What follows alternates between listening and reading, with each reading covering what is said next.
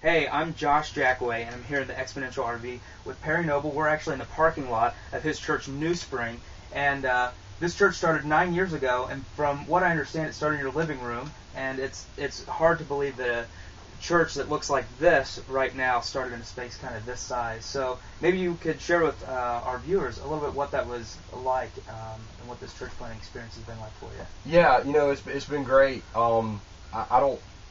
The more I get into church planting, Josh, the more I realize it's not a science. I wish it was. I wish there was a formula that you could market and sell.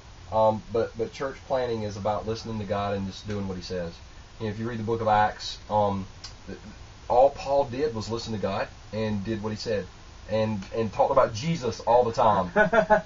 And so when we planted, I didn't know what a megachurch was. I had never heard of magazines. I didn't know about conferences. I had read Purpose Driven Church, but that was like the only book really, other than Rediscovering Church by Bill Hybels, that even talked about stuff like this. This is what I knew. I've got people in my life that don't know Jesus. They like the idea of Jesus, but they won't come to church. And so let's just start a church that reaches people that like Jesus but don't like church. And we crank that up. Because here in America, most people, not all, but most people, they don't have a problem with Jesus. Yeah. They have a problem with the church. And so so I was like, well, let's just go do something different. Not better, because I don't think we're better than anybody. I really don't. You got to do church how God calls you to do church. But I was like, let's just do something different. And none of us, in fact, I've got our 10-year goals. When we were 6 months in, I got a team of leaders. We went away for a retreat. We rented a lake house, and we wrote down our goals. And we said if we could be reaching 1,000 people by the year 2010, that would be success. I mean, that we didn't think like this, and God just totally blew our minds. So what was your previous kind of ministry experience like before you started a church?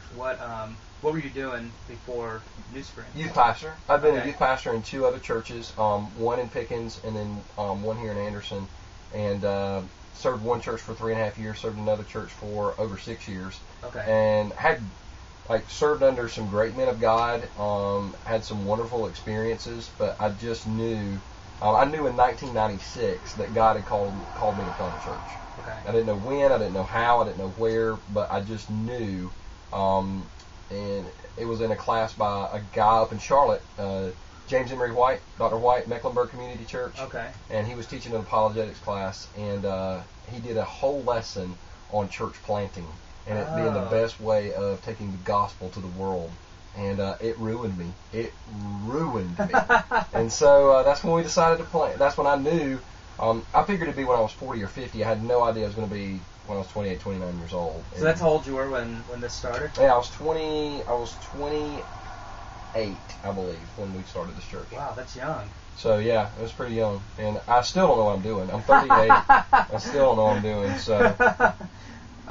So when you started New Spring and it starts in your living room, how did you get to the point where that was kind of sustaining your family with like the income coming in, or how did you kind of maintain kind of your own lifestyle? Did you have to be bivocational, or were you doing consulting stuff, or how did you get it to pay? No, I had a job lined up when I resigned my other church. Okay. I had a job lined up, and I never will forget. I already resigned my church, and the guy called me that was going to hire me and said the job fell through.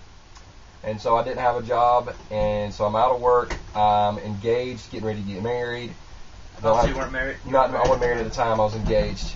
And so I remember Lucretia was in town because she went to med school, and she just happened to be in town for a few days. And so we went to eat that night, and I was like, I'm not worried about this. And I called a guy that I prayed with often, and I said, hey, man, I said, let's just pray and ask God to do something supernatural here.